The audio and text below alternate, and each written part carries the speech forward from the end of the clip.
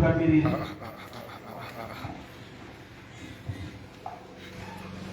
Basi tagenda kwasa vatungamiriri vedu kuna bishop mutungamiriri wese nanamai maripo kuzara mambo Jesu. Amen. Ndinotenda Mwari zvikuru ndoenda kunyasha dzavo kuti tinzwekutaura kwavo muupenyu hwedu sevechidiki mayouth. Chinhu chinofadza chakanakisa kwazvo munhu kana aziva Mwari ari jaya kana kuti ari musikana kana kuti ari mhandara. Kana ivo vazhinji takaudemba, vazhinji vanoudemba nekuda kwekuti ukakanganisika upenyu hwako pazera irori, ramangwana rako kugara uchiri pamhosva dzekumashure zvawakaita uri mudiki. Vamwe vanotoitawo vana vari vadiki. Nyaya yekuti wakaita mwana uri mudiki inyaya yekuti ukakura inyaya dzinotevera upenyu hwako. Unotangira paplatform yakasiyana nevamwe nokuti wakaita baba munguva yekudhaya. Saka that missing link yekuzova tirengere shoko raHebrews 11:24. Vaibheru Shamba kuvaHebrews 11 verse 24. 24 verse inoti, nokutenda Moses akura wakaramba kunzi mwana womukunda waFarao. 25 inoti, akati zviri nani kuitirwa zvakaipa pamwe chete navanhu vaMwari pakufarira zvivi nguva duku. Akati kuzvidzwa kwaKristu ifuma huru kuku. 26 inoti, akati kuzvidzwa kwaKristu ifuma huru kukufuma kwose kweIjipita nokuti wakatarira kubayirwa. Tinotenda tinamate mutsvene tinokuremekedzai panzvimbo inotaurai kuupenyu hwedu. Shoko redu rinotitsiura, rinotidzidzisa, rinotigonesa. Mbireni kuti nezita renyu riremekedzwe muzita renyu Jesu Kristu. Amen. Tsamba yaverengwa ine chekuita nemujaya akaberekwa, mwana akaberekwa ainzi Moses, wakava mudzikinuri wevanhu kubva muutapwa weIjipita. But pano parikutaurwa pamusoro pepfungwa yaakava nayo yakauya kuburikidza neshoko nokuburikidza nekutenda. Rangu rati by faith nokutenda Moses paakakura wakaramba kuva mwana wemwanasikana waFaro. Chaari kuramba ichi haana kufurirwa aiwa. Bible rati paakakura by faith kurati mukutenda. Kutenda kunova nekunzwa uye nekunzwa shoko raMwari. Kurati paakakura mukunzwa shoko raMwari akameka a decision. Mufunge hama dzangu, life upenyu unomovha nemadecisions aunomeka. Upenyu hwaunorarama hune chekuita nesarudzo dzaunozviitira iwe. Vanhu vanogona kusarudzira zvekuita but zviri kwauri kutera zvavakusarudzira kana kuti kumira nezvokwadi yaunoziva. So Moses pano wakura mukutenda, wakaramba chinhu chaakaramba, chinhu chinogona kunge chisingarambike kune umwe munhu nhasi. Zvinongorambika bedzi kana wakura mukuziva Mwari. Kureva kuti muupenyu kune zvinhu zvakanaka zvisina kukunakira kana uchiziva Mwari. Yes. Katipemenzaniso. Doro rinodhaka. Asi hakuna advert yedoro inoitwa nemunhu akadhakwa. Kureva kuti vakaziva pfungwa yemunhu, kuti tibate pfungwa yemunhu pachinhu chinodhaka. Tsvakai asina kudhakwa aite sekunge ari kumirira kuadvertiza doro. Kureva kuti vanotoziva kuti rine problem. Saka kuti ugone kumwa chinhu chedu chine problem, tichamutsvakira munhu asati arinwa. Yes. Ari kumirira kuti ndiye mumwi waro. Imagine iadvert yedoro, munhu akabata bhodhi redoro arikutadza kufamba murodhi arikuda kutsikwa nemota. Ungarinwa here waona advert yakadaro? Rinotosvika palevel iyoyo yakuti unosvika kumba ukanorova adzimai ukanoshungurudza vana wadhakwa wanwa. But hausati waona advert ichiitwa kusvika kumalevels iwayo. Munhu ane uchenjeri, munhu anoziva end result yechinhu chaari kuda kuita. Chimwe chinhu chakanaka but chine mugumo usina kunaka. Uchenjeri, wisdom dzinodiwa muupenyu. Why? Nokuti munhu ane wisdom, ane uchenjeri, anoziva the outcome yechinhu chaari kuda kuita. Chingangodaro chichitonakidza, chingangodaro chichitofadza, uchiremekedzwa nevamwe vako vachikuyemura, but at the end chinokupa here mugumo wakanaka. Ndoti chinonzi wisdom. Why? Nokuti wakaipa anoita sekunge haiti. Saka uchiona unotoda kuparidzirwa kuti uregere zvakaipa nokuti zvakaipa hazvitange zvakaipa, zvine maresults akaipa. Zvese zvaunonzi izosaitezvi zvinotoda kutoitwawo newe nezera rako nevamwe vako, ende unotonzwa sekunge wasarira. But the end result, madrugs munhu paanomatanga anotanga achinakidzwa nawo. Ukazonzwa akunzi ada kuendeswa kurehab, akudetseka nemadrugs, istage yekuti azviita nguva refu achinakidzwa, achiremekedzwa, achionekwa semunhu pakati pevamwe. But kana zvamusystem ropa rake radambudziko, kureva kuti kune zvisingatange sedambudziko, but riri dambudziko mune ramangwana. So munhu ane wisdom, munhu anoziva the end result yechinhu chaari kuda kutanga. Ngwarira zvinhu zvakanaka zvisina kukunakira muupenyu hwako. Vanhu pavakuratidzwa kuti muchero mugarden reEden, remember kuti waitova muti wemuchero hausi muti weminzwa, nokuti muti weminzwa haurambidzwa, unoregera wega, unobaya. Kuti waitova muti wekuti ukautarisa unotonzwa kuti apa tiri kuruza, apa tiri kusaririra, uchinyatsoibva uchiyevedza nemeso. But pavakadya vakatonakirwa, vakaguta, vakadzingwa mugarden. Wakaipa haana kuvaudza kuti ndine purogiramu yekukudzingisa ipano, akati ndine purogiramu yekukusunungurai kuti mudyewo zvakati wandei. Uchenjeri, Bible rangu rinoti wisdom is the principal thing. Hama dzangu pazera rako iri ukasamake the right decision, especially uchitungamirirwawo naMwari, nekuda kwekuti good thinking haisi enough usina nyasha dzaMwari muupenyu.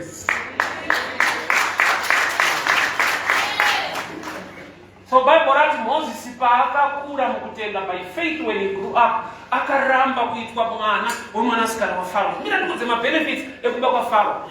Faro aiva mambo. Zvakuti Moses paaigara ikoko aitorwa saprince, anoremekedzwa mucommunity. Paaigara ikoko aidya zvaanoda kumba kwamambo kupalace. Motaketi yepapalace painobuda kamuzukuru karimo motaketi panosakutwawo chisekuru naiko kari kuremekedzwawo. Kureva kuti zvinhu zvaakura ari mazviri zvakanaka. But paakaverenga shoko raMwari akakura mukuziva, akaona kuti zvinyange zvakanaka hazvina kundinakira. Ndokubva Bible rati iye akaramba. Haana kurambirwa nemunhu, haana kufurirwa nemunhu, but mune kukura kwakauya nekuda kweshoko raMwari. Tinokura neage, uye tinokura nekurava shoko neruzivo. Your spirit, mweya wako unofidha paword. Growth yako semutende haisi pachurch attendance, iri pakuva neshoko raMwari muupenyu hwako nguva dzose. So Bible rati Moses paakakura akaramba. Imagine kuti ari kubva mupalace ari kuenda kulocation kunogara vabereki vake, ane vanhu vari kunosangana navo munzira, vanomubvunza kuti uko wafunga kupi nemabhegari, kuti handichada kugara mupalace, handichada kudya masausage bacon achaida, ndakuenda kundogara mukamba kemapango nevabereki vangu nehama dzangu. That decision inogona kuita kuti society museke kuti une shave renhamo. Watopiwa mukana opportunity yekuva muzukuru wamambo Faro, iwo woda kundogara nevanhu vari kurarama senhapwa, seusi une mweya usingade zvakanaka.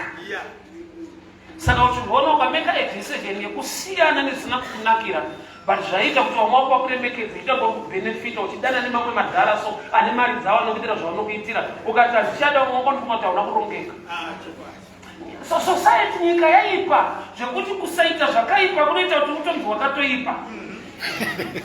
But kutoita zvakaipa zvacho zvinonzi wakatoti ngwareni. Pane kuindustry vandaishanda 2006. Mukaba pabasa maizi muri kuita magemu makati ngwareni. Ukasapa unonzi wakapusa.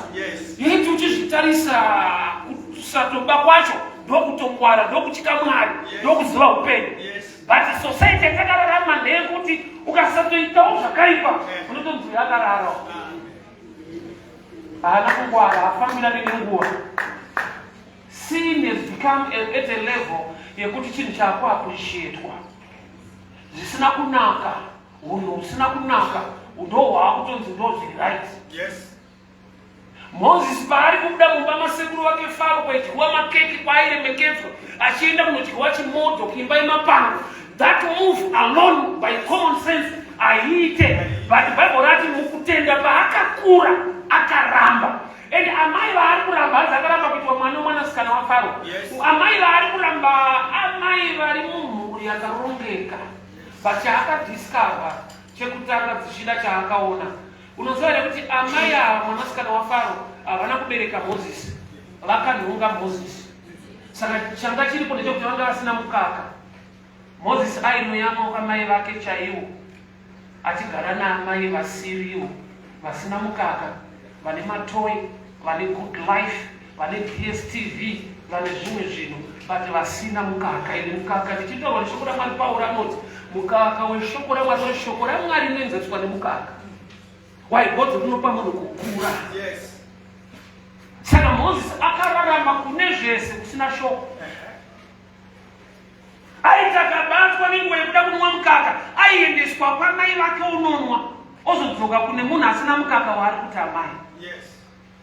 Kureva kuti mulife unogona kunhongwa, but ukasaziva unogona kuudza kuti uri mwana weko iwe wakanhongwa.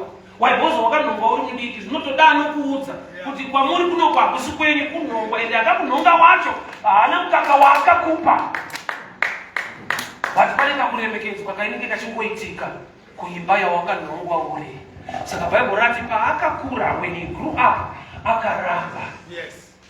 Mwanasikana ufungira ndiri kuparidza rinoti netsei kukuramidza zvinhu zvakanaka zvisina kukunakira. Kune zvinhu zviri right.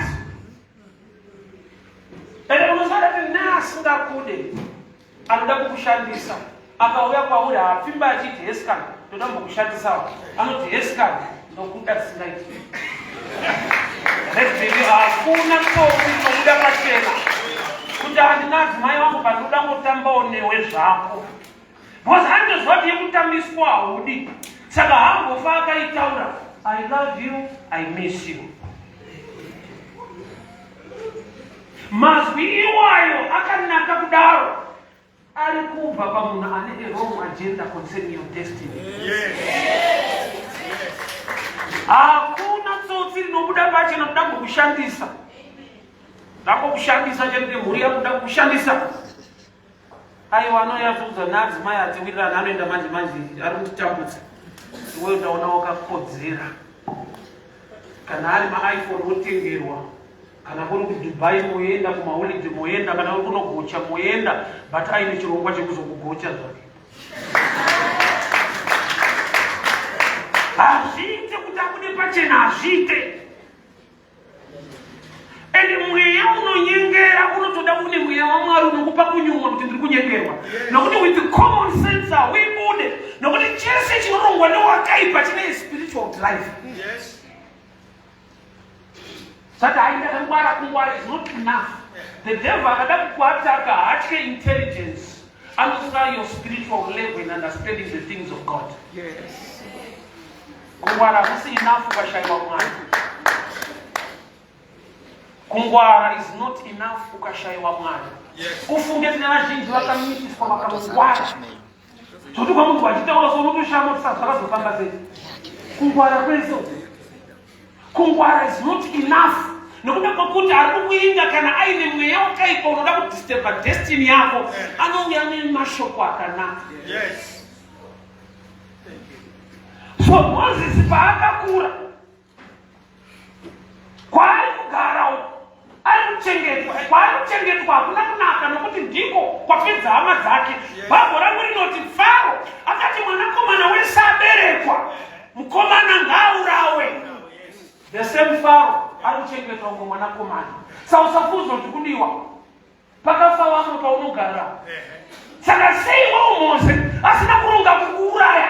Moses ane calling, ane chamwari chiri mari chakuzoburitsa hama dzake munhamo. Saka Faro muchenjeri wake anoburitsa Moses wacho munhamo kuitira kuti agone kuti yemumwe hairambirwe saka.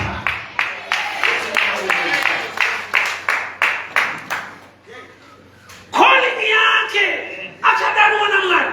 Wese munhu ane calling ane machallenges anosangana nawo kudisturba calling.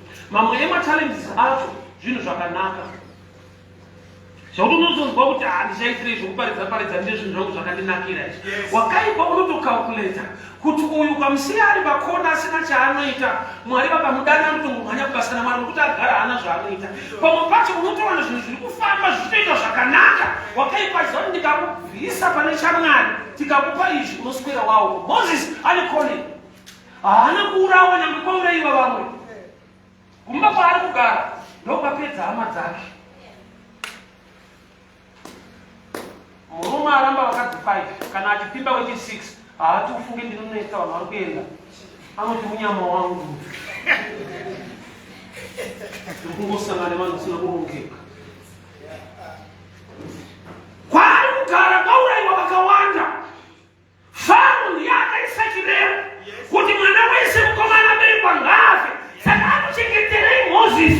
Iyi ari kuita inonzi adoption. Chaari kuadopta is not just the person. Ada kuadopta pfungwa yaMwari aiburitse muna Moses. Nokuti Moses anofanira kuburitsa hama dzake. Saka iye tikamuburitsa munyamo anogona kukanganwa kuti vamwe vane nhamo. Usatombona type yekuti zvikamufambira zvakanaka anoita sekunge asisina hama. Izvi zvamutamba nemusoro kuti zvakasati zvarongeka mushi. Zvikarongeka mushi nenhamba yako anoishaya mufoni make. Pasara kuzva kuti unodzokorera kupa nhamba tu.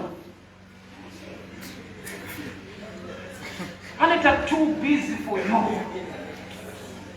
Haana kudzwa kunzi venda hama dzako upenyu hwake ndo hwakangoita mushi akamuzwa kuti type yangu inondinetsa. Pese paunomhoresa anofotora tokwereta. Saka akatokata nhamba. Usazoti kuti chakaitira nhamo. Ukava nemunhu anoti kuda kukumbira fona sekuti mamuka semuka kuita sei. Wozanozva anozvaka. Kwakorewa vanhu kwauri kugara kumozo. But Farah vana vakambogara pasina Moses akati muzukuru ini ndinouraya. Vamwe vako ava ndapedza navo. Ada. Kune masystems muupenyu akanganisa nokuuraya vamwe. But kana akudhila newe haakudze izvozvo.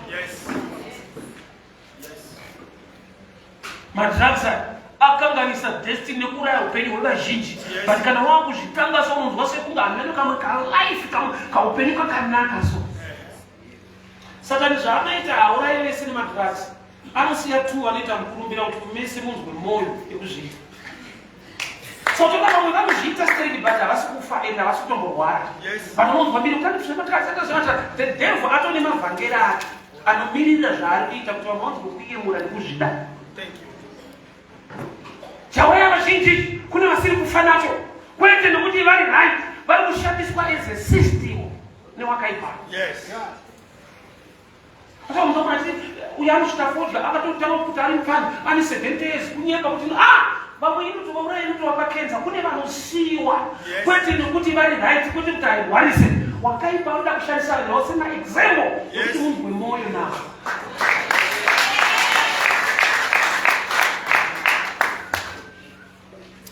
Kuna akatotengerwa mota nashuga daddy izvezvi kune mudhara waanoti bless akatomutengera nemba zvokuti nemuntu usero tinozwa mwoyo so kuti mwoyo atosimuka.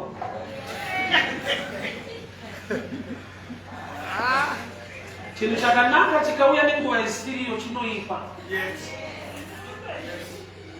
Time inokosha pakuitwa kwezvinhu. Ukaenda kuchipatara uchirwara, chiremba akati unomwa mapirisi aya 2 kuseni, 2 masikati, 2 manheru. Iwe ukati chirwere chacho chanyanya rega ndingorova 6 acho kuseni, unopuwa zvigone zvakanaka. Kuti time ine value pakuitwa kwezvinhu. I remember ndiri kuchikoro kuvabereki vangu vamai vangu especially ndovaigana vachiti kuti mwana wangu atidika muzukuru paanoita zvemabhuku zvevasikana vana vanosiyana navo. Kuchikoro kwabviwa ndaakushanda ndakura ndovakauya kwandiri vaakuchema futi vandofa resina muzukuru. Pavaitaura pai vaitaura nguva kuita against me. She was against the time yandaiva. Chimwe nechimwe chakanaka munguva yacho. Zvinhu zvaunoda kumhanyira nhasi nyangwe zvakanaka but at your level at this time hazvina kumbokunakira. Ndakakasika kuroora mani ndakaroora ne20 years. Ndakada kumazoe kumapurasi. So papurasi ndoko watokura kwenda watomugara wakutoshanda kupurasi. Tatizirwa naadzimai vangu. So mufana wangu po 19 years akabata amukoma muti kuti tsomali ndakutororao ndikatsayo pamweni yati ngotaura ini ndakati mhanye zvoda kuti umbokura umborongeka umboti zvadzaiwa kuda kusipakwa mega kana kosa zvinhu kana usiri mazviri unoona zvonge zviri right. Ameno kwaakanokuenda mari dzake ndokubva atobvisa ndokubva atora munhu wake within 1 year the same person anga yakumba tamani ndoindowatiza kudinetsa munhu wakatiza wada kumutiza kuti kospaki haufa muna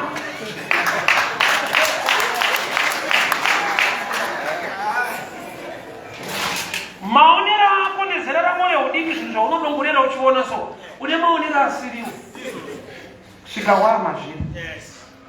Zvinhu zvatinomhanyira tamo unozonotenda katurika nguva mune nyaya dzirimo dzinodarika sipake mune muchiona pamweni munochengetwa munhu iwo waimuona achibva kumba kwababa wake ageza siku yekumba kwawazora mafuta iko kwachiriswa nababa wake kana amumba muisa sipake pasaidi upfekedza munhu wodya unofana kushanda kada zvekutamba unofira kubasa time yesipaki yacho unoishaya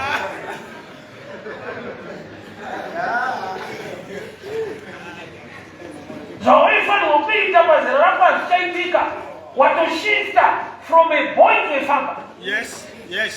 And that shift in my challenges are you need time to grow, learn and understand things of life.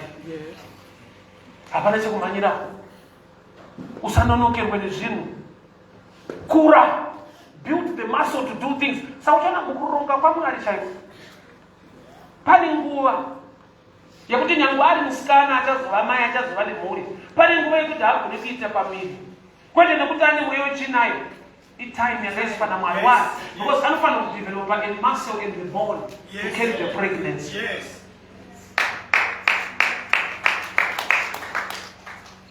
Pane paanofanirwa kukura nekusimba kuti azogona kutakura neprogiramu dzacho. Urongwa hwakaiswa namwariwo. So Moses, Bible writes, akakura mukutenda when he grew up by faith. Ndiye akamake a personal decision. Kune zvinhu zvinoda madecisions in life zvisingade kana zvemweya zvokuda kungoziva kuti ichi hatina kunaka ndike. Mwakamboya kanizva namatiri mfudzi takusiya foji yatisata namata igoverenga zvakanyorwa chipepa chacho chakanzi danger.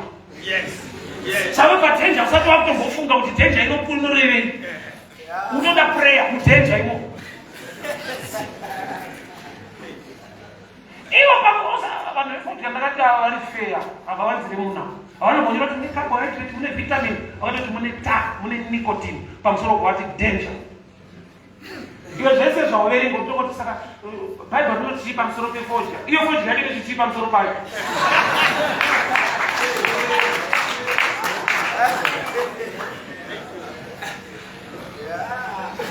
Get understanding and make a decision. Ufunge kune zvinhu zvatinoregreta nekuda kwokuti pane patakatadza kuita right decisions in life. Inondiri kuchikoro ndaivenga ticha anorova vo zvinongoita kuti kungorohwa kunetswa gamba anorova ane rudo ndorunomudhiraivha kukurova usiri serious erenga ramangwana rive rakanaka asingarove akakumaka ari kuti nandirove munhu future ichakugadzirisa. Izvezvi tinotodengwa sinainge akarohwa zvangu ndakati pasei daindiri pari nani unodengwa kurohwa unosvika paunovenga kudiwa kuti maticha aingoti daudi vakatispoilaya dai vakanditoti rova takanyatsoti twasa takaverenga osa mukadzi wedofo vana vedofo mune muri pamawani ukasarohwa uri hwani kuchikoro unonovesa mhuri wakura hawaifana kurohwa uri hwani wakuisa vanhu wakuwanda vedofo vana vedofo munongorwa nenhama wani yemudhara yedu dai vana vaitenderwa kubvunza vaigona kubvunza gara hamusiri mukutirovesei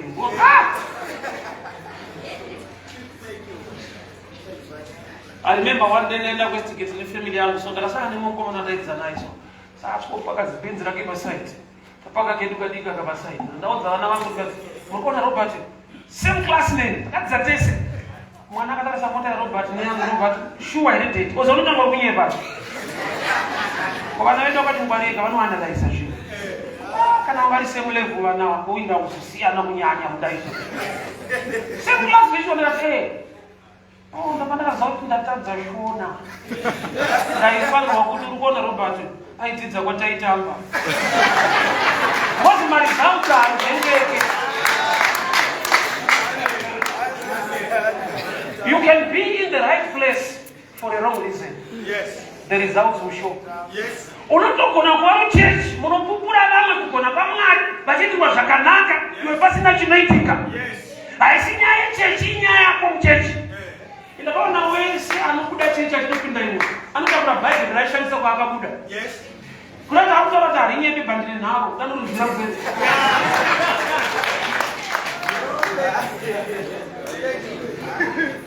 You can be in the right place for a wrong reason. Say uri church, say uri kumusangano. Just pane paakabatwa mugetsemani vadzidzi vakatiza. Only one guy akateera Peter. Ndaitomboona fuka kuti asaka Peter akasimba ane kudona Mwari. Kusvika Jesu paakakunetswa manje Peter ndokubvaendera nomwe musikana kukanzi mumwe wacho. Peter ndokubva arambakangani. Kurati Peter atize anotevera orambira mberi. Saka vatiza vanenge vari nani vabuda pachena kuti hatizvigone but uyada kuti mumakisa ishe wacho kumberi kuti hatizivani. So you can be in the church for a wrong reason. Yes. Ungatova muno kuzongoramba zvikuitwa pano. Yes. Moses akamake a decision iri personal. Prodigal son aringa iri kure zvanzi akafunga kuna baba. Mind akamake a decision when he came back to his sense. Kune zvimwe zvinhu zvekuti haudi kana kunamatirwa. Make a right decision. Yes. Usazvirenge. Kana chiti kuzvirenga ndinoona kuti kuspoila upenyu hwako today or your future. Why? Izwaka Bible rinoti Mwari haaseke munhu chaanodyara anokohwa. Ramangwana rako rine chekuita kuti mune ranhasi uri kuitei. Yes. Usati watomboprofitwa yauri kutamba nhasi imbeu inokuda mangwana. Yes. Usanzwe kusaririra vamwe vachiita zvisirizvo nokuti it becomes a style, fashion. Kune zvinhu zviri kuitwa nevamwe vezera rako kana vachitokuseka vanotokuseka vakabatanidzira nechechi yako. Tine machechi enyu aya hausi pako. Unoitukirwa chechi kwete nokuti vari kuenda kunonamata kunoita musikanzwa kuti manje dzeni dzinokuomeserai padiki padiki musangano padiki diki mapreya padiki diki kunonama inda dzichikunetsai chechi dzeni idzi kwenda hatongoona na Sunday 3 minutes 30 minutes zvapera gona kuuniversity achemweya mulife mako. Kune ma-decisions anopushwa namweya mutsvene ari mauri by faith nokutenda. Moses paakakura akaramba kuitwa mwana wemwanasikana waFaro. Haana kurambirwa nemumwe munhu. Kana mwanasikana waFaro kuti mufunga akashamisika kuti nai mwanangu waakuenda kupiko kuti atazoziva musha hamuna mai vakadaro. It was not an easy thing. Ufunge kuita chinhu chiri right hakusi easy pageneration yenyu nekuda kwokuti generation kazhinji chiri right hachinakidzi. Yes. Unoti kuverenga kunonakidza nega nomutamba. Balance the two, let's be real. Izo mapataitamba sodzoko mwachiverenga noiti uzoda wakomana wari pamawani kusipapa. Saka life manje ine ma-systems ekuti hautambe kwese. Yes. Kana wakatamba kuchikoro muupenyu hautambe. Yes. So ndonokuenda kubasa vanosiyanisa kuti aiva serious kuchikoro yanochizorora muofisi ari pakompyuta. Anga asiri serious kuda chiita kuworkshop hautambe kwese.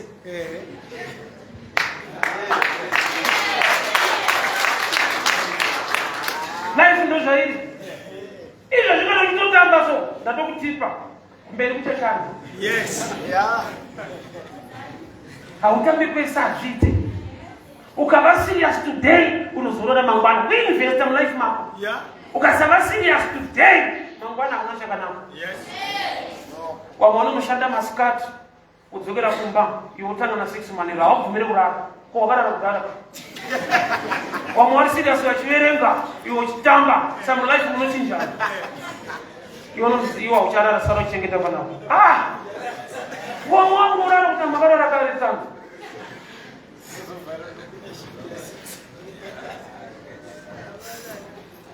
make a decision.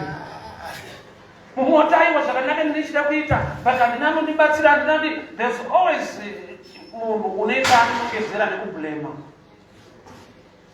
Ndine shamwari yangu aita ndakaenda kuchikoro initso ndakashaya munhu akandiendesa ndikati life yafair kana usina munhu akakuendesa kana wakushanda zviendese auzeti zvinobvumirwa kudzidza wakura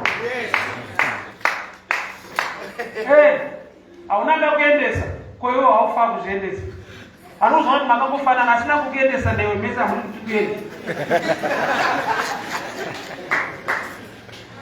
why because muupenyu hatifanani asi mwari une nyasha yakakasiyana bhaibheri rinotaura muna Judges 11 pamusoro pekuona nzi Jefta aitonzwa mwana wechifeve ibva pano nehama dzake but mwari vakamuonera nyasha aenda kwaakadzingwa ikoko achiita zvakanaka mwari vakamusimudzira akadzoka akaita mutungamiriri kwaIsraeri pfungwa yekunongedzera kuti ndingakazokudai dai vakandiitira zvakati hatifanani. Mumwe achiberekwa amai vakabva vafa, mumwe achiberekwa abereki vakabva varambana, asi kudenga kuna Mwari wechirikadzi nenherera. Kudenga kuna Mwari ane favor nemunhu anochema kwaari. Imbomira kunongedzera vanhu. Rubatsiro rwako ari kubva kumakomo runobva kuna Jehovha.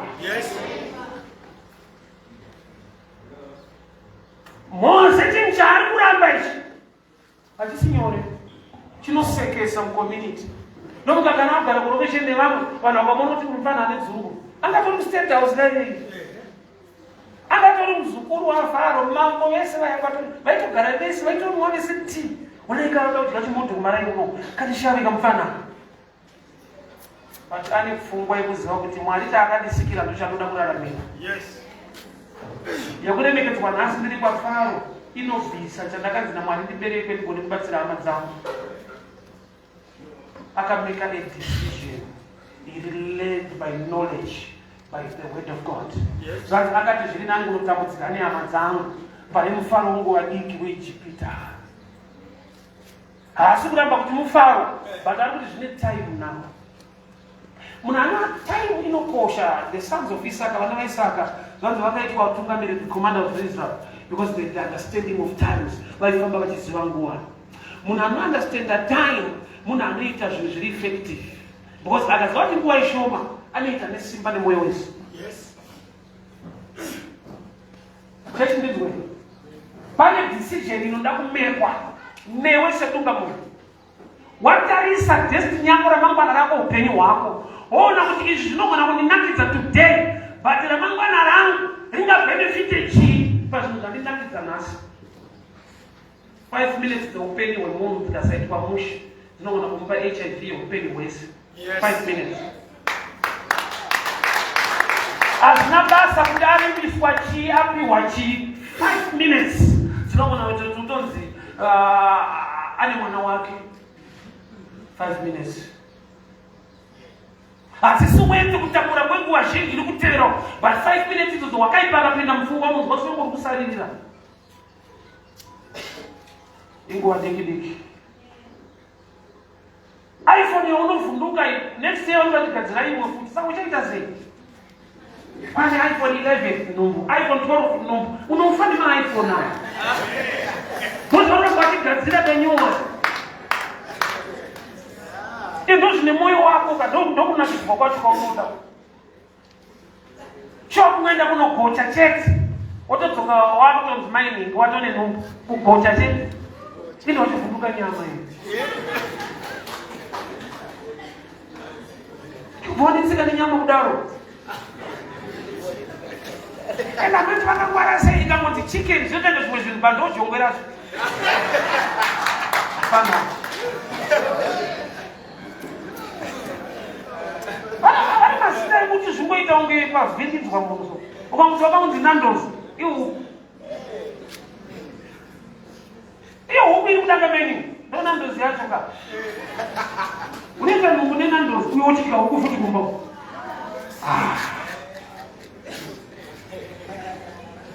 Kufida mahara ndio kwa sababu tufida hapana.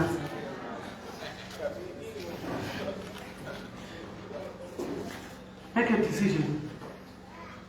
Wakai pasa kutamisiri mazu naka kunyepera so obva topinda mazoto zonda muudza kuti hapana zvamunoda kuchinja apa iyo kuti nandozi ndo ukuyatakadziza nezviro manheri hatina kwandi kuenda because statement yekuti I want to take you out to Nando's unopanika kai inyaya yekuita urwere zvose zvinokubata moyo zvinokumuva muzvinhu zvisina kunaka zvinokanganisa upenyu hwako zvinhu zviri ordinary zvakapiwa an extraordinary name to catch your mind. Alright, munhu mutema kanetsana nayo pamwe you are a monkey anotsamwa vanhu ungaditi tsokweni I will sue you the same person ukati makadi kumukanya kuti tiri pano no kudorachoka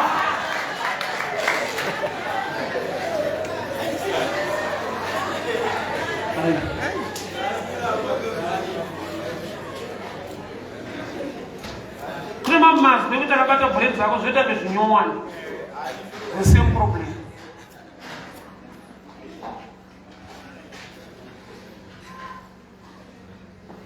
Akaramba ende zvaarikuramba zvacho zvakanaka kuti hazvina kumunakira zvinodadisa kuonekwa ari kupalasi kwapisa sobva swima ari kumba kwafaro but hakusi kumba kwenyu panogara ndakaudza munhu napane munhu anoroja kana ukaroja pakanaka sei uniroja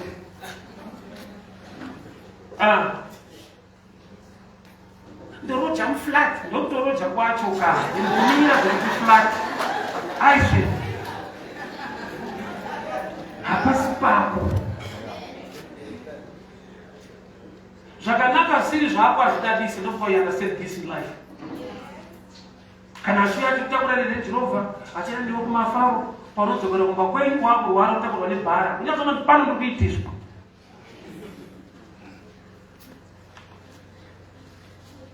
he refused. That wisdom is the principal thing.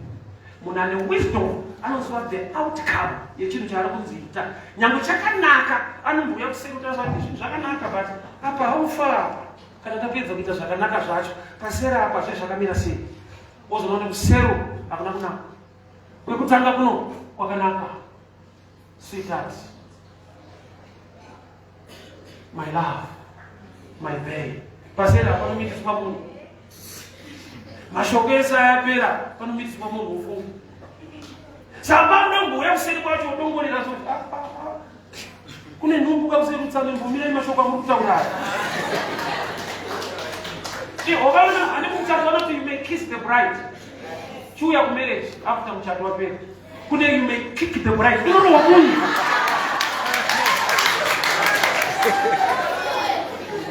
vana ndozvavara varambi vachikisana andikutokutipira kuseri uko kunorohwa munhu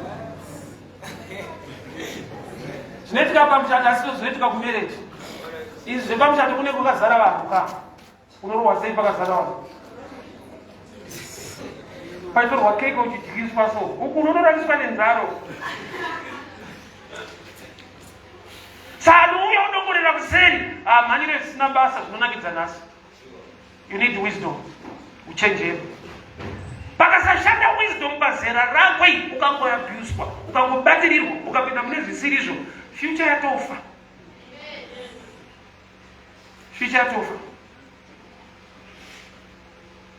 nekuda kuzotraya wakumberi uku kwakabviwa uku ndokwakadyarwa mudzisiriyo saka ipapapo inyasha kuziva Mwari uri mudiki saka vhangeri takazorindwa kwabviwa kumashure kune madamages asingaiti ekuti uziva kuti Mwari vangu ndikabvirawo kana ndakakoronga kumashure kune nyaya dziriko kuzochataudza nyasha kuti Mwari akawanira favor takatizirwa kumai wakanise chirungu kuenda kumaextra lesson nachoya kumba. Yeah. Tikatanga kuchengetwa navabereki, une mukadzi wako uri pamba pavabereki venyu, usingashandi, vabereki vashandira iwewe, adzimai wako kamuzukuru, kuvapanicha kudaro. Zvandonzwa kuti it's not normal. Handikoti unozvishuvira iwewe. Worera iwewe wokura, worera iwewe nemwana wako, nemurume wako futi. Unovapanichirei? Itawo tsitsi. Saka tsitsi dzinotanga mumadhisedhi dzaunomeka nawo. Ini pandaenda kushanda mbogara basi ngamuchembere mumoga muchembere takakukuwadzani. Vaitenga vachafa nekuhodha musika madomasi. Muri yakurisa tawedzera muri tiri ipapo. Kusarongeka. Nhasi tinombosvika nomboti muchembere yakuva iye kuzorora muri papending. Makatamba nhamo times 2. It's not a good thing. Uri kuudzwa naakabva ikoko hazvina kunaka ende hazviite. Pamwaila manje kuti vabereki vacho vangu varipo manje muoda haana futi. Pamba pehama. Ende vanotokuvenga uri wega komawanda. Make a decision. Tinotamba tese but hatina kufanana. Kwatinobva mararamiro neupenyu hwedu. Usafurirwe nevanhu vane zvakarongeka mangwana. Iwe zvako ndinofanira kuzvironga, ndiwe ramangwana rako iwewe. Iwewe ndotori ramangwana rako. Mumwe ramangwana rake rakarongwa nehama dzake nevabereki vake vanazvo. Iwewe hauna vabereki vanazvo, kana vabereki vacho futi hauna. Nehama dzinokuda futi hapana. Ramangwana rako ndiwe. Uyu kana akati musikadzi ari kuita ramangwana rake rine vamwe vanhu, iwe rako rikutangira pauri. Ndiwe mukoma wako. Andi vamwe vane mukoma, iwe utori mukoma wako. Aizai mandamari shamwari dzangu aipeka ndikati hada kufonera blazi vatibatsire. Indini blazi wablazi, ini ndini blazi wako. Hatina kwekufona zvikatokanyika pana zvatodhakwa. Zvokusiyana kweupenyu muchitamba muchifurirana. Mumwe zvikaoma anofonera mukoma wake sisi vake vari kuAmerica. Ivo vako vanenge vari kuti wisheresi. Chifurirana zvaino. Make a personal decision. Saka ndingari kuitawo tinotamba tese kutamba mese azvinoti makafanana. Pamusoti pamuchidikwa paKalvari panga pane varume 3. Vanga vasina kufanana, tumwe dzaitwa mbavha naJesu. Saka unofanira kuenda palevo rakafanana, but muchienda kuti kwakasiyana, ende maenda ipapo nezvikonzero zvakasiyana. Ongoti hava mwangu ava asi muoko. Make a personal decision. Tarisa kuti uchabatsirwa naniwe, iwe uri nherera kai. Ukasatozomira kuti ramangwana riite mushi pana vapana vachateera, wakucreate a circle of problems. Zvimwe zvinhu namasa kuti Mwari zvakanaka ngazvitangirewo pandiri. Yes. Upenyu hwekwedu ngauchinjewo kubva pandiri. Zvinzwire tsitsi wewe, zvinzwire tsitsi. Usati wadzura vamwe vanhu, zvinzwire tsitsi uri jaya uri musikana kudai. Kuti shuwa here ndokucreate matambudziko. Akaramba Moses, akaramba. Haana kurambidzwa, haana kurambirwa. Pamwe pacho wadati ukarara shoko raMwari, ukaparidzirwa, ukadzidza, ukakura. Ende imwe favor uinayo, une vakuru maelders vane moyo newe, zvokuti panorongwa musangano, unonzi weyu kuti vamodze nekubatsira iwewe. Vamwe vacho ukavabvunza havana kumboitirwa zvema-youth izvi. Life inosiyana funge. Kunorongerwa musangano weyu, vamwe vakangokura zvakadaro, kwaingoenda musangano munhu wese. Vakuru vamwe havana kuwana opportunity yaunowana.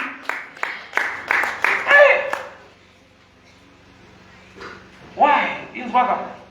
Chimwe chinhu chiri so important in life, the youth in strength, in intelligence, but the youth must respect the experience of the elders. Vanhu vakuru vane chinhu chinonzi experience. Experience haiwanikwe nekungwara. Inowanikwa nekuti wararama munguva yaitika. It's a matter of time. Experience inokosha. Mamwe mistakes nemaproblems atinawo nhasi takaramba kunzwa kuvakuru nokuti tinozviti takangwara tine technology tine zvatinoziva. Let me help you church. Ukaverenga bhaibheri rako zvakanaka kuna Genesis, vanhu vakabereka mhuri yekutanga ndiAdhamu naEvha. Mhuri yekutanga vakaberekwa nevanhu vaitonamata. Ko vakatadza sei kurayira vana kuti varegere kuurayana? dambudziko raAdamu naEvha raiva rekuleka experience ipi. Adamu akasikwa ari mudhara, achingosikwa vanoiswa kubasa kugadira. Evha akasikwa ari amai, achingosikwa achienda kumurume. Hapana akambova mwana. So havatombozwa kuti kuva mwana kuita sei, kutamba kuita sei, because vakasikwa Satani, vangosikirwa marriage. So mangani vanoleka experience yekuva mwana, ndokubva vapiwa a task yekurera vana, ivo vasina kubvira vambovawo mwana. Ndosaka pakazobereka mauti. Why? Because vana pavakaenda kunourayana, vabereki vaingoti kutamba. Ko ivo havana vatambawo. Havazoti mwana ufira mukutamba izvo. Zvimwe zvamunoti kutamba izvo, mwana kuwara. Mwana torwara nekutamba izvo. We're just going out to just play. Kajasika kakanokuwadza munhu. So vakuru havane dzavaona dzakuti havadi mashoko vane ekukuudza. Ukanzwa kuti izvo hazvina kunaka, iwe unonga kuti havazive because itime yedu kuzodiki. Facebook chaiyo yaita kuti munhu amitiswe Facebook. Nekunaka kwakaita broadcast paFacebook kudii ine wrong use, ine abuse yayo yatokonzera vamwe kubirwa, vamwe kufa. Yes. Chinhu chakanaka kana chiri mumaoko emunhu akanaka. Kune munhu ari kujera akabaya munhu nebanga, ini kumba ndine 3 ndozva kuti ndiye kuchengesa nyama kwete munhu. Right use ne-wrong use, the results are different. Yes. Learn to respect the experience of the elders. Vaona zvakawanda. Havana kurarama munguva yakafanana neyako. But munyori Solomon unoti, there is nothing new under the sun. Hakuna chitsva pasi pezuva. Twese twamuri kuita kwazvinombogumira ndozvaitika futi kudhara. Hapana chinyowana. Maitiro ndo atisiyanei, but zviri kuitwa ndizvo. Learn to respect the elders. Yes. Samuel akadanwa naMwari, haana kuziva kuti ndiMwari ari kumudana. Kusvika akamhanya kuna Bishop Eli, vasiri kudanwa, but vakambodanwa. Ndo vakamuudza kuti ari kukushedza ndiMwari. Kana washedzwa unoti taurai muranda wenyu akateerera. Yes. Kuti akamunenzwa akadzidziswa kunzwa voice raMwari. Nevakuru vakagara muofisi vakambodanwa naMwari vanoziva kuti Mwari unodana sei. No matter une gift, I deserve to make gift the prophetic, kana kuti unorota zviroto kana une chipo chakadii. Learn to respect elders. Gift is not enough kuti udeliver the right results. Ndokupa example. Saka uchiona munhu ane chipo chebhora anoda coach haakupe chipo, anokuudza zvokuita iwe wacho une chipo. Yes. Dai chipo chakangonaka chega chakadaro, hakuna aida coach mulife. Unozviitira zvinhu zvako. Coach chi ruzivo rune munhu. Iwe une chipo, but you need wisdom, knowledge. Learn to respect elders. Vakura vatadzeri vanhu, munhu wese is subject to error, but hazvivatadze kuti vanzi vakuru nokuti vatadza.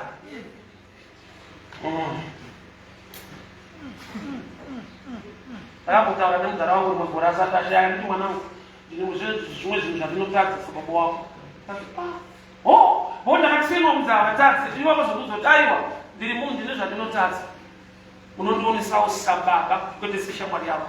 Saka even mukutadza ndikataura nawo ndinoisa muofisi yawo sababa. Why? Because vakubvuma kuti munhu subject to error, but hazvivatadzise kutungamirira nekuva baba.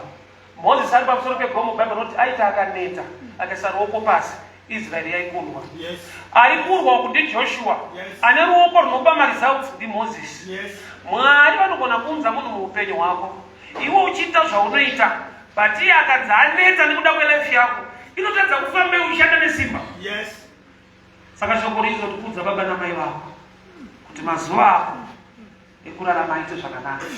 Ane kalenda, ane madays elife yako ubereke. Indai mukati zviri nyore kana zviri natural kuti munhu ade mubereki wake. Ukaona chinhu chakunyorwa muBhaibheri hatisi easy kuita, chinotoda kuti unzwe Mwari kuti uchiite. Yes. Kudza baba naamai ichoice, but choice haisi enough ukashayiwa kutya Mwari. Yes. ukamona chinhu chanyorwa mubhaibheri achisiizi kuita. Ndakaona vhesi yakanzi varume dai vakadzi venyu. Sandiri kufana ndaiti kuzvinonyorerwei wozofanira kuda munhu wako. But ndazoroora ndakazonoti toda wako shuwa kunamata. Amweni mweya wacho unokunzwa kuda vevamwe kudarika wako. Svika bhaibheri rakutonyorwa kunzai vatsanu chingodaiwo kawenyu. Rudo munaro but hakuendesa kusiri. Indaipe zviri normal kuti munhu akabereka vana achengete vana vake. Svika ndazonzwa kuti kune nyaya inonzi maintenance. Yekuti munhu anotosungwa kuti achengete mwana wake kwete wegovernment wake. Kutoiswa cheni sokuti matadza kuchengeta wenyu. Zvaifanira kuita normal kunzwa kuda vana vako kuti vachengete. But kuna vanhu vanotoda kuiswa cheni. But anozogona kuti akumuchengeta mwana dzachena. Kunzwa kuti kune mwana usina kunaka. Amen. Tikashayiwa Mwari. Zvatinoti zviri normal, hazvisi normal. Pane zvinoda kurapwa. But zisingadadise kuvanhu. Kunzwa shoko remuchinjikwa upenzi kune vanoparara. Vanhu vasingazive Mwari usavatarisire kuti zina sevanhu vanoziva Mwari. Yes. Usatora advice panze. Kuvanhu vasingazive Mwari, zvauri kuita muna Mwari wako upenzi nokuti ivo ndovokuparara. Yes. I remember pandakatanga street preaching 2007 kunonzi kuwadzano. Sandaparidza parengi. Shamwari dzangu dzandakatsinza nadzo dzakauya.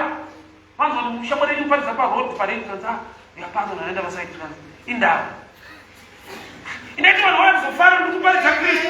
Vakutoti indava. Yato problem. Vakatanga rini? Ndikati ndangorota zvazvinoita unopenga unorota so. Uzavaita kuti vada kundikansera. Inenge counseling waida tokukanzura chipo chako. Vanhu vasingazive Mwari usatarisire kuti vakutsigire pazvinhu zvaMwari zvaunodzidziswa kuti uite. Yes. Boys rangu so kagemu kacha varifare boss team rangu. Life haisi yetimu ufunge. Munhu anokudzidzisa 40 kana nhasi nedoro nhasi. Akangotama kanogara kumangura vanotendeuka. Unosara uchizvinyepera. Taiputana nakosi abishop.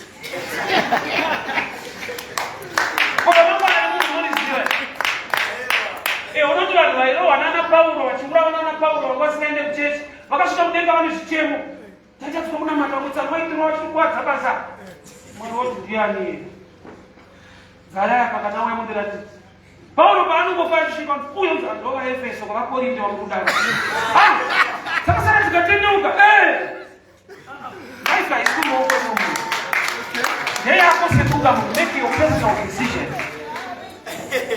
Vanhu vanokusapota kuita chakaipa nhasi kunokukuwadza. Havakusapoti kana wakuvara. 2005 ndakangorwara neTB ndikaenda kudomboshwa point of death. Ndakumushoka. Ndarangu vaindibvunza chinhu wani. Parari maitamba zvakanaka nevanhu. Kana wani friend inouya. Ndopa ndakadiscover kuti ukaona munhu achitamba newe sokuchirira iwe. Unosvika stage yekuti havasina kana kubasa newe. Munhu anochinja. Wauri kuti ndiro timu rangu tiri kuita tese, tiri kuzodaiso tese. Anochinja. Anokufurira muregera konzereta nechikoro mofoira. Iyo sumudzirwa nehama dzake dzamupa business. Kutore kuti takafoira tese uya kuno. Anenge akuda shasha muinterview. Interview haibvunzwi nhamwe yemunhu. Matafura zvakadii baba shopindai basa. Zvinonzi munorigona here kuti handirigona hangu panhamo yechi yakanyanya kunzi hatitori nhamo. Vanoda qualification kuti poverty. Life ndo how stubborn life is. Life is so stubborn zvekutodaro. Anozati praise yeshuga kuna minister ndo praise yeshuga kurova. Kuna tsitsi kunyika. Tsitsi kudenga. Vanozoti nyara wasoti zvakatiomera havadaro. Anosimudza marombe ndiJehovha. Ndasaka akatoti namata zvako. NdiJehovha anosimudza marombe. Nyika haisimudze rombe. Yakatomaka marombe. Saka ukaita rombe ukashayiwa Mwari wakuwara. Mwari chete ane record yekusimudza zvakazvidzika. Saka nawakutonamata Mwari nenesa. Ini ndiri mukomana pandaenda kuchechi ari kutesify ndichienda kuchechi ndiri mukomana ndaiteera vabereki kwete kuteera Kristu because mundaraunda wanga ari strict waiti ukarova Sunday service manheru aikubvunza aisati matya wanga uri muchechi here ndiani aparidza paparidzwa kunzi kudii saka tairipindira sadza iroro because haridyiko kwasasanangura ichechi takapindira sadza hazvimwendi zvimwe kasadza taikada bozi mundaraunda zvedzida kuti kana usina kuya kuchechi sandakaipindira sadza kogoita nguva yataenda kuchechi tichitera vasikana vedu izvezvi tinatoteerwa pa inani profita wateerwa pa pazvakanaka kuti waruindroga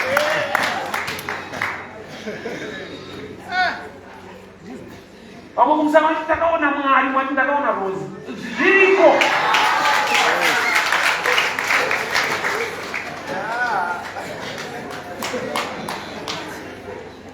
make a decision. Paakakura akaramba chaari kuramba chinodadisa musociety uchinzi prince unogara kumba kwaFaro unodya zvaunoda unoenda kwaunoda but kumba kwenyu here hakusi une foni inodhura ndiwakaitenge hausi akakutengera ufunga kwako ane urongwa hupi unoziziva haudi kuprofita unoziziva target chaari nyanyoda unochiziva aizoramba akaoni ndobazvakudza zvaari kuda chaizvozvo anozva kuti munhu ese anoda basa haadi basa anoda pei mari hakuna munhu anoda basa munhu anoda mari but hakuna akasvika pakambani ati ndiri kuda mari nditsvaga mari haupinde unoti ndiri kuda basa ndinoshanda nesimba mwedzi wopera woti pana ndakufambira mahara kumiti muda basa redaita mari iri mubasa saka anoti anobuda ari kuda mari iri mubasa andotongokutipa ende zvinhu zvatokuwa kutozviziva hauna the strength yekuramba ende unozakuweswa pakona nenhamo nekushaya unotoza pavhangeri andikuparidza ndiri kukudzvanyirira ufunge Mwari akatendeka zvokuti haungafi asi unorarama nenhamo yese ikanaka uye munhu achikutendera kuti ndizokudai zvisina umwari ramba nokuti iye Mwari vakasvunirira shoko rake David unoti handingafa sicharama nditaure kunaka kwaKristu you testify the goodness of the Lord usaitwe pakona nemasituations iwe pakanzi naMozisi vanhu uraye mapai muisiro papadhoo vhangeri rino rainakidza munhu ane mapai 2, 3, 4 achangobva mukutenga 1 ainzori kufundisa vada kudzora mashure 1 irori touraya futi so vhangeri hariuye nguva yakafanira rinouya chero nguva kuti rive rakafanira kwauri because rakakunakira ende rinochinja upenyu hwako Mwari haite mistake ruoko rwaJehovha runa kupfupika kana vemunoko vasakufarira Jesu paakaberekwa haana kupiwa zvipo nevanhu vekumareri kwavo mawise men vakabva kunyika iri kure ruoko rwaJehovha runa kupfupika Mwari une nyasha neupenyu hwako kana vanhu vakasada kumira newe mira naJehovha nokuti Jehovha vakatendeka usapushirwe muzvinhu zvisina basa nekuda kwemasituations kana masituation andiri ndikasatongodaro so hapana zvandingaite zviripo zvaungaite chema kuna Mwari ndinoziva Mwari akatendeka kudarika munhu ndinoziva Mwari vachigona kudarika vanhu zvaunopromiswa nevanhu zvishoma Hagai akapiwa bhodhoro remvura arambwa naAbhurahama asi Bhaibheri rinoti Abhurahama anga akapfuma Hagai akapiwa chingwa nebhodhoro remvura nemhene uone zvinoita vanhu but paakachema kurenjo Mwari vakamuvhurira tsime remvura tsime nebhodhoro zvakasiyana tsime isource rasiyana nebhodhoro kuna kuti Mwari vane zvakakura kudarika zvinovimbiswa nevanhu trust in the Lord trust in the Lord kana zvikatora nguva zvikadii those who wait upon the Lord shall renew their strength. They will be strong and they will mount like eagles. Church, mwali wakipele nyasha. Mwali wakusibise. Mugone kumeka ma decisions anechekuita nedestiny yako. Amen. Ramangwana rako arisimaoko imwe munhu rimaoko apa. Yes. Nyika yazara vanyengeri, nyika yazara vanhu vanoda kukushandisa nekukuabhusa. Yes. Vanhu uye vaitaura mazwi anonakidza anogona kukuyevedza. Yes. But the truth is, upenyu hwako uri mumaoko ako. Amen. Mumazuva eujaya neumhandara ida Mwari unamate Mwari nemwoyo wese. Yes. Nokuti uri mumazuva ekuti uri mbeu yeramangwana rako. Don't worry, Simba. The strength iri mamuri. So ramangwana redu riri zveuchaita nesimba ramuinaro nhasi. Yes. Ndimi chechi yacho yemangwana. Kereke yemangwana ndimi. Saka inoda kugadziriswa kuna today. Ndandinamati. Munamato wangu ndewekuti Mwari vakupei simba. Yes. Zvinoda simba kuti urambe zvinhu zvisina kujairika kuramba naturally. Bo zvimwe zvacho zvinonakidza but hazvina kukunakira. Zvimwe zvacho zvinoyevedza but hazvina kukunakira. Yes. Fashion chaiyo fashion iripo but handita upfeke zvinhu zvese. Nyangwe fashion ikabuda zvakadii. Zvimwe zvacho zvinenge zvakanaka yes but hazvina kukunakira semunhu anotya Mwari. Yes. Why? Because zvine mweya unozviperekedza nezvazvinoshedza. Yeah. Ivo handinozvati mhando yekukomana mweya kwauri zvine chekuita nezvauri. Ukangodzikamawo mushemushe sokwa munhu akaitira iswa. Havanyengenisana newe. Kana mamhoresera atinozva kuti makadino sister. Wato sister. Havachada kunesana newe. But ukaita zvimwe zvezvo unozva kuti wangu wadii wangu uri wavo zvifuwa. Vanozva kuti ndewedu.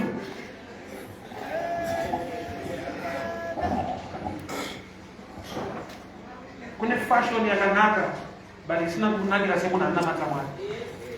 Kune mahairstyle akanaka but haugerwe zvese zvese ka. Zvakanaka zviri mustyle zviri zveboys but iwe uri boys rekwaJehovha. Kwendere community uri boys rekwaJehovha. Uri mwanasikana anoziva Mwari. Yes. Pasiri wokunyika. Ita the old one out. Ngavakuseke, ngavakuwanzire. Why you make a bold decision? Handisi mwana womwanasikana wakafarwa. Makeke ekupalasa anabasa kuti ndirase chandakati naMwari ndigoita ndikuditsa hama dzangu munhamo. Komana akadzokera kumaraini. But kupera kwenyaya akaburitsa hama dzake munhamo. Yes. Zvichida Mwari akaudza iwewe panyika kumhuri yekwenyu kuti hama dzako dzibude mune mamwe matambudziko. Saka iwe ukazvikanya ukazvidzvanyirira wauraya dzinza. Moses airepresenta rudzi rwanoda kuburitsa munhamo. Yes. Iwe uri ansa kumhuri yekwenyu. Yes. Kune zvaitwa naMwari muupenyu hwangu zvandaona kuti Mwari mabviso okunyadziswa kumhuri yekwenyu. Chokwadi. Sinobvira zvataurwa kuti nzare kwenyu Mwari kwaakazviita nyangwe nemandiri. Ndakadzokana nehama dzangu dzangu ndakafara. Kuti asi Mwari vakanaka vabvisa kusemwa kumhuri yekwenyu. May God use you as an answer. Yes. To your generation. Amen. Zita rekwedu ngarirege kudzimwa panyika ngarizikana nembiri chakanaka. Yes. But zvinotangira padecision. Akaramba. Kune munhu waunofanira kuramba zvokuti anovhunduka kuti uri kuramba ndakukurongera ndakukurongera zvese zvawaronga pane mufundisi anditipa kuti pawaronga izvi paseri apa pane nyaya. Yes. Ndaratidzwa kuseri kwezvauri kuronga. Yes. Mozisi akadongorera kuseri akaona angoitwa muzukuru ari adopted angofira muEgypt. Icho chinangwa chaMwari chiri chekuti atungamirire vanhu vabude munhamo. Mwari ane mufungo wakanaka nemhuri yekwenyu. Yes. Saka akakutendera kuti uzive Mwari uri jaya uri musikana. Uri nhinduro iwewe. Vaning'ina vako vazukuru vekwenyu vanofanirwa kuva vanozotenda kuti nambuya vakaziva Mwari. Tina sekuru vakaziva Mwari. Yes. Vachitaura nezvako. Iva ebreed iri kuunza favor kumhuri yekwenyu. Regai ndinamate utsvene makatendeka tinokupai mbiri nekukuremekedza. Ndoda kuti unamate uri pauri pakuti Mwari give me the boldness, the strength ndirambe zvisina kunaka. Ndimire pazvokwadi. Baba ndinokunamatai nekukupai mbiri. SaMoses shoko rati wakakura mukutenda ndokuramba kuitwa mwana mwanasikana wa Faro. I pray for the youth. I pray for this generation. Kereke ya nasi mwana. Kereke ya nasi mwana. Varanda venyu vamuchamutsa pakati pemajaya nevanasikana. Vaprofita, vavhangeri, vafundisi vamuchamutsa pakati pavo Mwari. Vape nyasha. Varegere kubatwa nezvinodhaka. Varegere kubatwa nemarelationship ada kuvaabhusa. Nyasha ngadzivatungamirire. Favor ngaifambe navo. Tanamata nokutenda. Gonesai kereke, gonesai vana. Mbiri nekukudzwa zvive kwamuri. Muzita raJesu Kristu weNazareta. Amen and amen. God bless you people.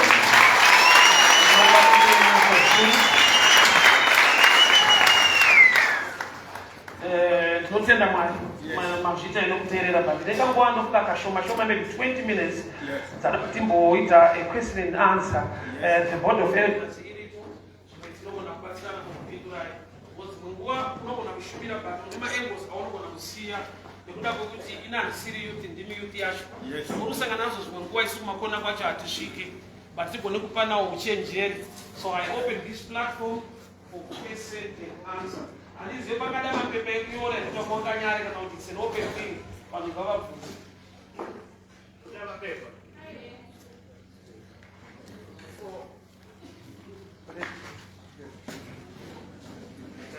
So you can raise your hand only by a person 50 or 50 to 10 will be done. Vakuru varipo ndiripo we can share tombogona kuonesana. Tinzwo zvamunofunga nezvamunosangana nazvo kuti kushumura Mwari zvikafamba sei kuti ribatsirike. Yes.